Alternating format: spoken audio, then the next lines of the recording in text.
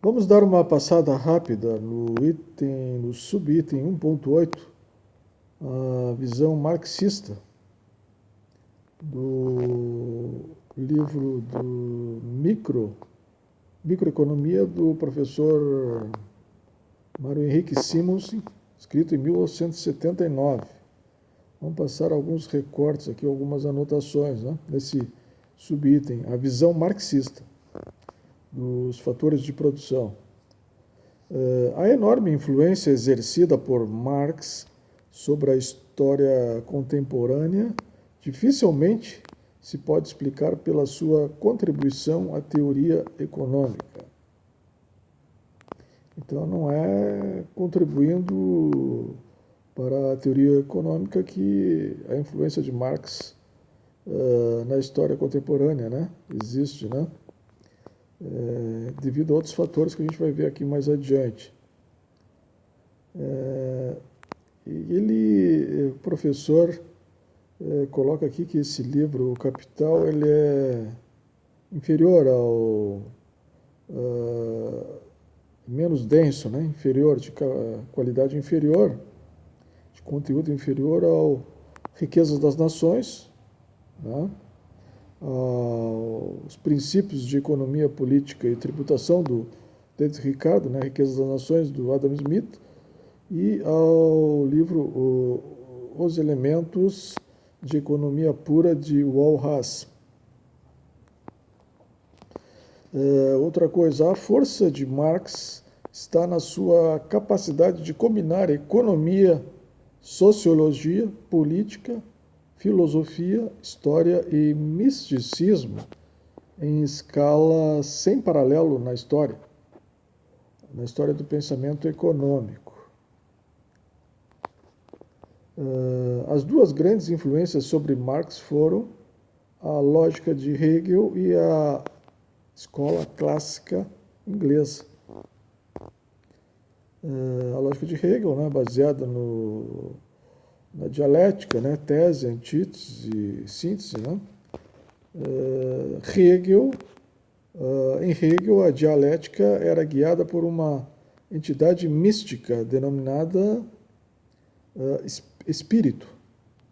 Em Marx, pelas relações do homem com a matéria, através dos meios de produção.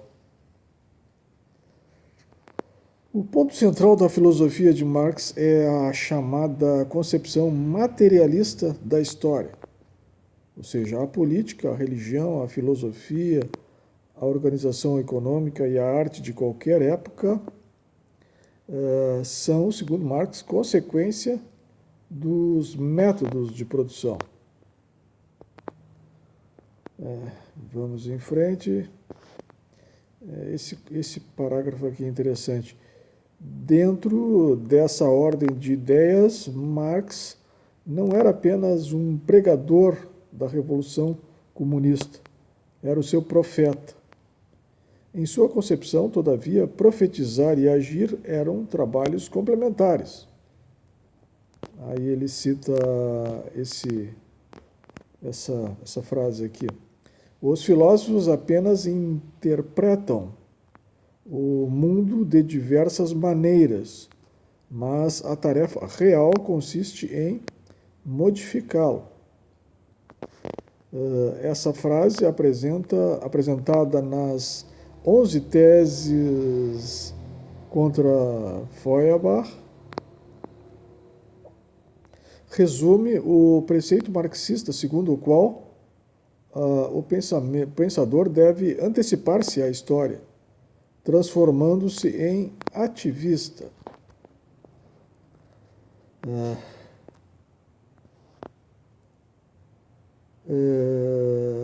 O socialismo de Marx, antes de ser científico, poderia e deveria, né, ser classificado como teológico, né, como sendo quase que uma religião, esse socialismo. O conteúdo teológico de O Capital é certamente a razão de ser de sua grande influência sobre o pensamento contemporâneo.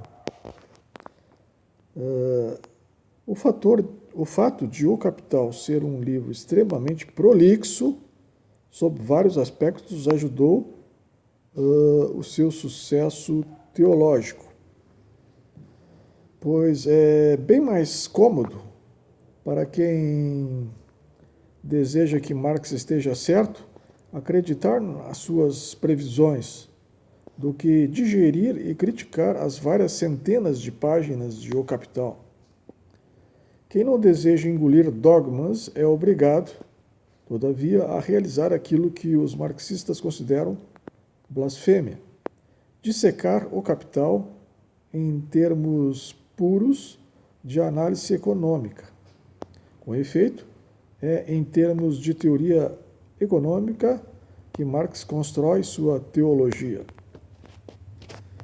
Sob esse aspecto, a obra de Marx é uma revisão da teoria clássica inglesa, a teoria do valor-trabalho, a lei férrea dos salários, a teoria da taxa de lucro ao declínio, que são os pilares da análise econômica de Marx, encontram-se com bastante nitidez em Ricardo e seus contemporâneos. Marx recusa-se a aceitar a teoria de Malthus e não emprega a lei dos rendimentos decrescentes. A indagação natural se refere a o que Marx coloca no lugar dessas duas hipóteses. A resposta é nada. Simples tautologias. Marx gasta, preste bem atenção agora nessa frase, Marx gasta algumas centenas de páginas de O Capital manipulando equações contábeis de um lado para outro e sempre provando que uma fração cresce quando o seu numerador aumenta e o seu denominador diminui.